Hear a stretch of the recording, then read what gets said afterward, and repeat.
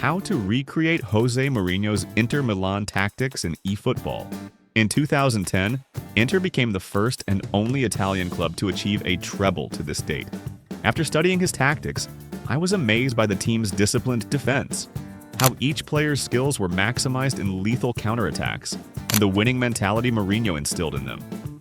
In this video, I'll break it down into 4 parts: the tactical setup, the key players, as well as team building of 2 main formations and with respective division highlights.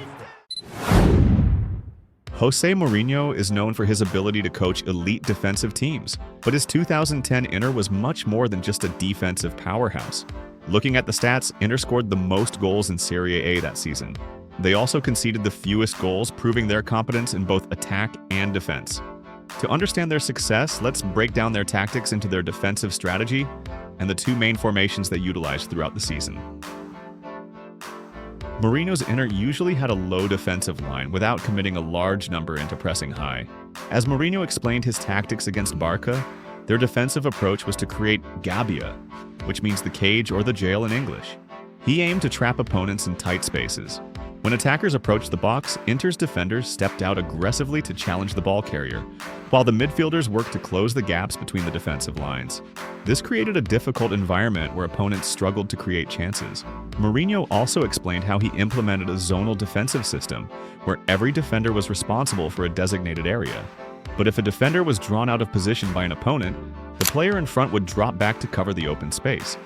This defensive system worked so well because Inter had some of the best defenders in football history.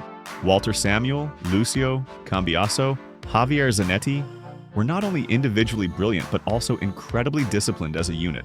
Inter became one of the most resilient and organized defensive teams in football.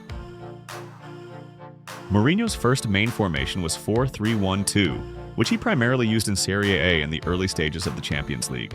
With a diamond midfield controlling the tempo, they were ranked second in possession in the league.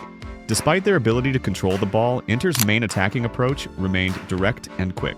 The attack on the right consisted of a trio of Milito, Maicon, and a box-to-box CMF. The goal on the right was to create space for Maicon to be a major threat, whether by crossing, finishing, or dribbling inside. This was achieved through long passes to Milito, who could physically handle defenders. Then Maicon would make an overlapping run forward, supported by a box-to-box midfielder. This setup allowed Inter to maximize Maicon's creativity and Milito's ability to run into spaces and hold up play. On the left, Eto'o wasn't a traditional central striker. He often stayed wide and sprinted down the flank with his pace when needed, and made well-timed runs into the box. Motta would often make a long pass to either Milito or Eto'o, while Sneijder would drop deeper to pick up the ball and distribute it forward. When Eto'o moved centrally, Sneijder would sometimes drift wide to attract defensive pressure. When attacking through the middle, all 3 attackers were capable of quick, one-touch passing and finishing from different angles, while Maicon and other central midfielders would make off-ball runs into the box. Mourinho's 4-3-1-2 was successful by achieving balance in control and lethal counterattack. As Inter advanced to the late stages of the UCL, Mourinho shifted to a more defensively resilient 4-2-3-1. This setup was crucial in their 3-1 victory over Barcelona in the semifinals, and their 2-0 win against Bayern Munich in the final. Out of possession, the team transitioned into either a 4-4-1-1 or deep 4-5-1, ensuring that every player except for the lone striker had defensive responsibilities. The 2 wide players, Eto'o and Pandev, who were originally strikers, were instructed to contribute defensively. Despite their deep defensive structure, Inter's attacking efficiency remained lethal. As Mourinho explained, every player knew exactly when and how to exploit spaces behind, which was a key element in their win against Barcelona. Inter's main offensive strategy was to target the space behind the fullbacks as soon as possession was regained. Their main attacking unit consisted of Milito, Pandev, Eto'o, Sneijder, and Maicon. After winning the ball back, the 2 wide forwards, Eto'o and Pandev, would immediately sprint forward. The first target was often a long pass to Milito, who could attract 1 or 2 defenders. Then he would either pass to the wide forwards if they found space behind the opposition's defense, or give it to Sneijder, who positioned himself just behind him. From there, Sneijder had more freedom. He could hold and wait for additional runners or continue with quick passing or make a long shot. The wide forwards made diagonal runs into the box, with Eto'o in particular frequently shifting inside to act as a secondary striker beside Milito. If the long ball to Milito wasn't successful, the team would immediately drop back into their defensive shape. The 4-2-3-1 system worked due to the players' defensive discipline, the pace on the flanks, and Milito and Sneijder's ability to distribute effectively from the middle. Maicon was a fullback with extraordinary attacking contributions. He had the second highest who scored rating in Serie A that season, as well as contributing 11 assists. As a fullback in a fourth-back system, Maicon had dribbling, crossing, and shooting abilities that were more typical of a winger. His forward runs on the right side were key to the team's creativity. Maicon's presence allowed the attack to not always rely on long passes to the front players. His attacking contributions were crucial in stretching defenses. As the playmaker in the number 10 role, Wesley Sneijder was the heart of Inter's counterattack. He was the top in number of assists in the UCL. His ability to make key passes and take long-range shots helped the team create chances out of nothing. His balance and ability to attract defensive pressure also created space for his teammates. As opponents focused on stopping Sneijder, it often allowed Eto'o, Milito, and Maicon to exploit the open spaces behind the defense. His contribution to Inter's counterattacks was immense. Diego Milito was Inter's main attacking threat, second top scorer in Serie A, as well as scoring 2 goals in the UCL final. Milito was not only clinical in finishing, but also excelled in his ability to drag defenders out of position. His tireless runs into the space behind the opposition's defense made him a nightmare for center backs. He frequently received long passes, holding off defenders, and linking the attack. His composure, fighting spirit, and precise finishing were critical in executing Inter's counterattack. The team playstyle should be long ball counter, which has low defense line, disciplined defense, and counterattack starts immediately after regaining possession. The formation should be a 4-3-1-2 with Eto'o being a left SS, because Eto'o would often stay wide, helping the team to create danger near the sideline using his pace. The keeper can have any playstyle as Julio Cesar, but I picked a defensive keeper due to the team having a low defense line. The CBs should be a destroyer build-up duo as Lucio Samuel. The left back should be an attacking fullback as Chivu or Zanetti. The right back can be an attacking fullback or fullback finisher who has good attacking stats as Maicon. The DMF should be an anchorman, B2B or destroyer as Cambiasso. The left DMF or CMF should be an orchestrator or B2B good at passing as Mata. The right CMF should be a B2B as Stankovic or Zanetti. The AMF should be a creative playmaker who has good attacking stats as Sneijder. The wide SS should be a fast hole player or none as Eto'o. The CF should be a fox in the box or a goal poacher who's good at hold-up play like Milito. For extra instruction, the right back should be given attacking. Here's the table of player selection.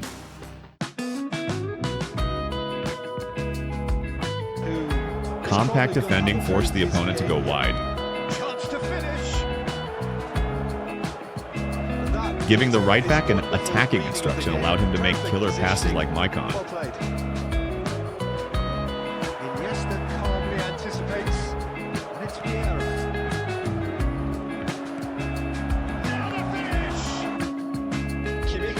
Every attacking player made straight line runs. Using a 4-3-1-2 shape with Eto'o as the wide SS and Sneijder positioned slightly to the right provided more passing options. Link-up play between the fox in the box and the AMF should have taken a better shot. Trying to trap the opponent in tight spaces by pressing aggressively with defenders while midfielders close the gap between the lines. A lucky corner. Same type of defending, closing the gap between the lines. Creating space for the attacking right back. Making a cross to create chaos in the box is always a good option. It is a goal of real significance. The creative playmaker AMF attacked near the sideline this time. That's positional goal, the utilization of space.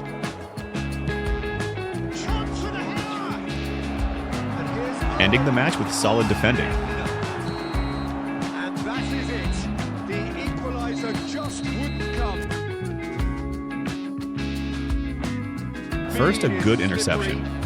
Attacking down the right flank by utilizing the right back's passing ability. Having a B2, BCMF, and a CF that's good at passing really helps. Just use straightforward crosses and shots inside the box. Notice how the wide SS Eto'o is already in the box. 15 minutes till half time. looking for a killer pass into the box. Been intercepted. That was well played. Well stopped. Attacking the same space with a long pass, and it worked this time.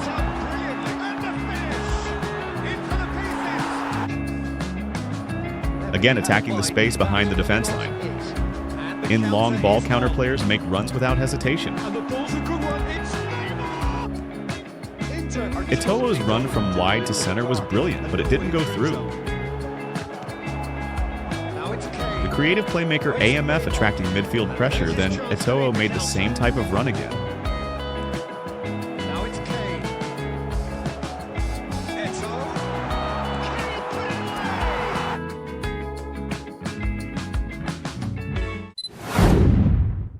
For the second tactic, the team playstyle should be the same. The formation should be 4-2-3-1 with LMF and a right SS.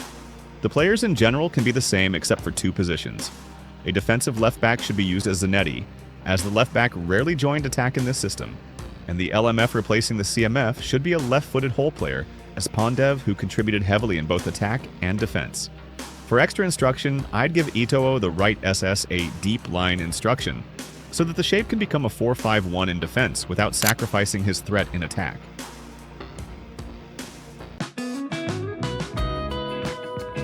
In long ball counter, the defensive line is usually low, and the two DMFs typically intercept through passes.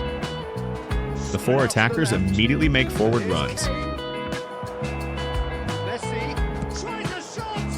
Same type of defending. Close the gap between the two defensive lines.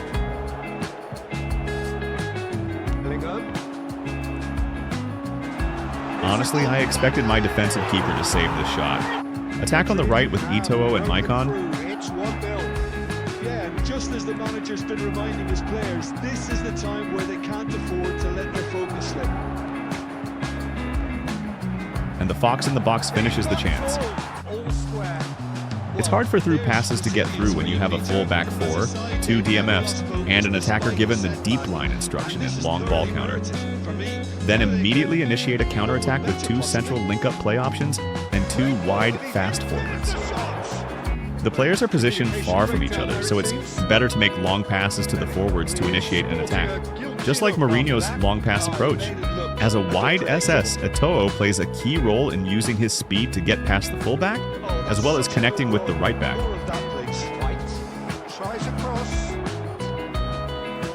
My AMF tries long shots like Snyder. After winning the ball centrally, Eto'o and Milito both ran forward centrally during the counterattack. This was a lucky steal. Oh, they could be caught out here. Shot a goal. Might come loose. Again, utilizing Eto'o's pace. Whatever happens, that's the kind of movement which raises hope. And he's there to belt it away. No way through, so back it comes. And he's in on goal. He's had a shot. Even though this was offside, the AMF should have a complete attacking package, including shooting, passing, and dribbling. Great chance to counter when the opponent has a high defensive line. Oh, he's enjoyed that. He evidently loves the contest. And a nice pass from Rafinha. They back in. Now it's Lewandowski. Now it's Mbappe. That's that. The end. Very simple link-up play. The attack ended with a cross from the right back.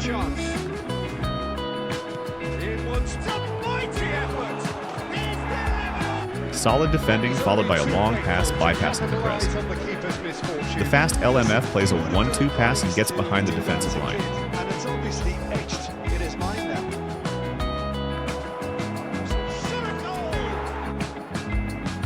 This was very lucky, but Eto'o simply ran straight into the box.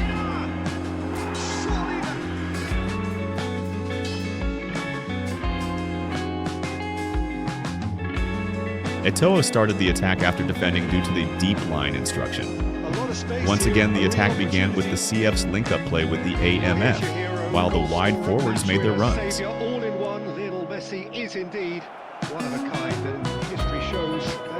It's crucial to have an AMF who can do everything like Snyder.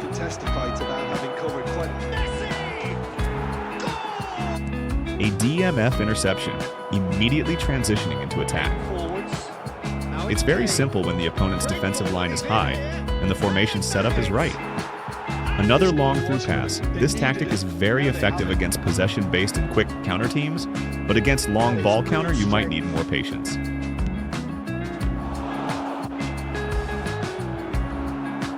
What?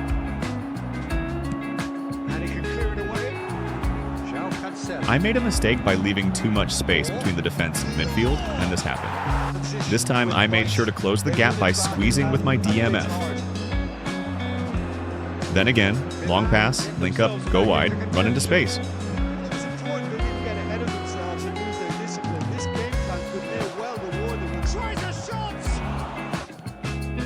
Waiting for the CF and AMF to stay close for a 1-2 pass.